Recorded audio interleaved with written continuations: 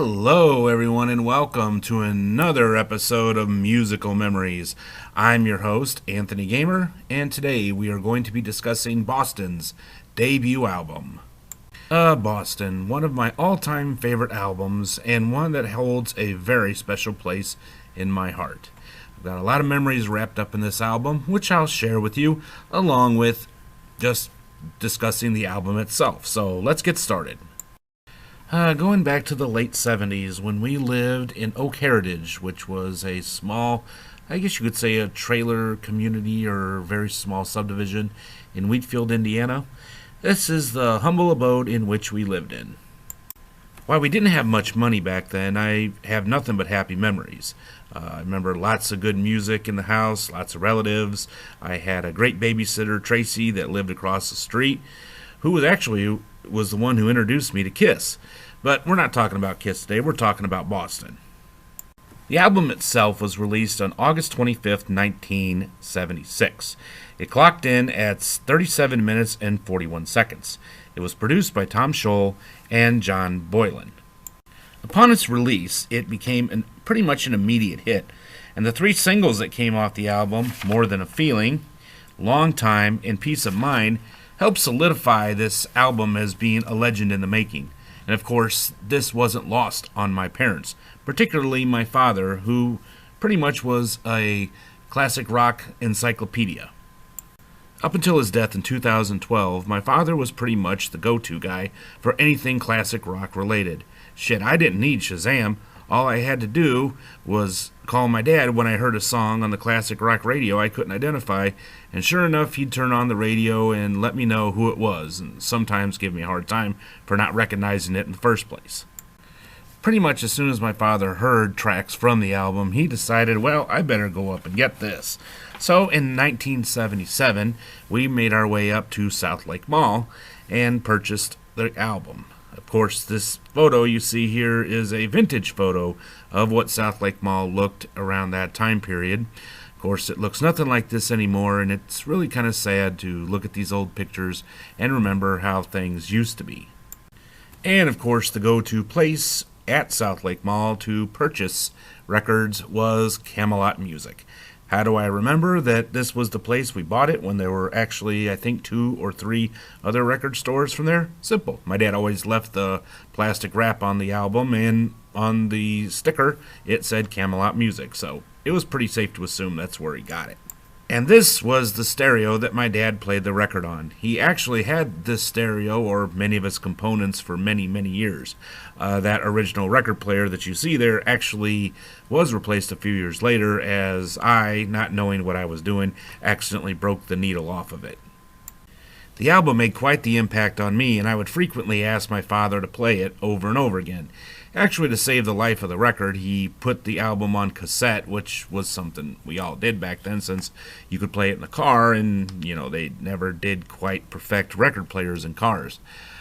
And when I was 8 years old and got my very first cassette player, my dad was kind enough to put the album on cassette for me. I'd honestly have to say that that time in my life, no other album, save for something by Kiss, had that big of an impact on me. Alright, enough of my memories. Let's go ahead and get into the album itself. As I said, the album clocked in at 37 minutes and 41 seconds. Now, the tracks on this album were as follows. Side 1 was More Than a Feeling, followed by Peace of Mind, Foreplay / Long Time. Now, on side 2, you had Rock and Roll Band, followed by Smokin', Hitch a Ride, Something About You, and Let Me Take You Home Tonight. Now, the band members themselves were Brad Delp, lead and harmony vocals, acoustic guitar on Let Me Take You Home Tonight, Tom Scholz, who played electric guitars, lead guitar, except Long Time and Let Me Take You Home Tonight, acoustic guitars, clavinet, bass guitar, organ, design consultant, remastering, liner notes, production, and engineering. Wow. Barry Goudreau, rhythm and lead guitars on Foreplay, Long Time, and Let Me Take You Home Tonight. Fran Sheehan, bass guitar. Sib Hashiam, drums, except Rock and Roll Band. And Jim Mazdia, who played drums on Rock and Roll Band. As you can tell from the album credits, Tom Scholl, who is second from the left, pretty much had total creative control of Boston. Scholl wrote or co-wrote every song on the album, with the exception of Let Me Take You Home Tonight, which was written by Brad Delp, played virtually all of the instruments, and recorded and engineered all the tracks. Now, the style itself, wow, what can you say about that?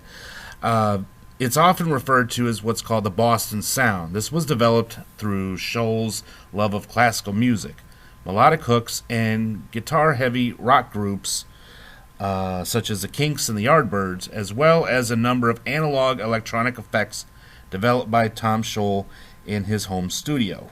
And of course, you've got to give credit to Brad Delp and his vocals. Brad Delp, in my opinion, has to be one of the best vocalists, of just about every genre. Even after he would leave the band years later, before coming back, he honestly had one of the best vocal ranges of anyone I ever heard, being able to sing not only lead but harmony, and was a really great songwriter. Definitely contributed to what has been called the Boston sound. Another thing about the album is the cool cover itself. This became a trademark of Boston's covers for many of their other albums. Tom Scholl himself said, "The idea was escape. I thought of a spaceship guitar. The original spaceship was designed in 1976 by Paul Asher and illustrated by Roger Hyson, with lettering by Gerard Huerta for Epic Records."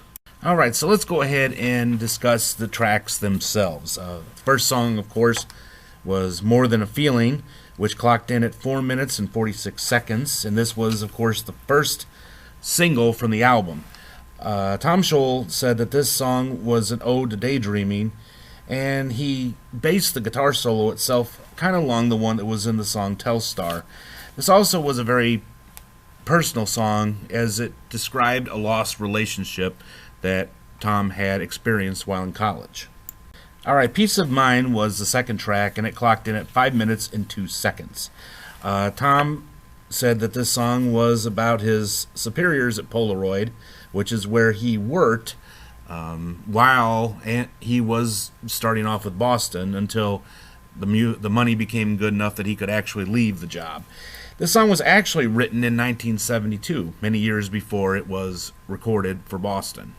Alright, and the third track and final for side 1 is Foreplay / Long Time, which clocked in at 7 minutes and 47 seconds. This song is really great, as it's got that long intro with some of the cool sound effects that Tom Scholl was known for. But remember, no synthesizers, and his organ playing. Just a great song, as that intro leads right into a hard rockin' song with some great guitar work.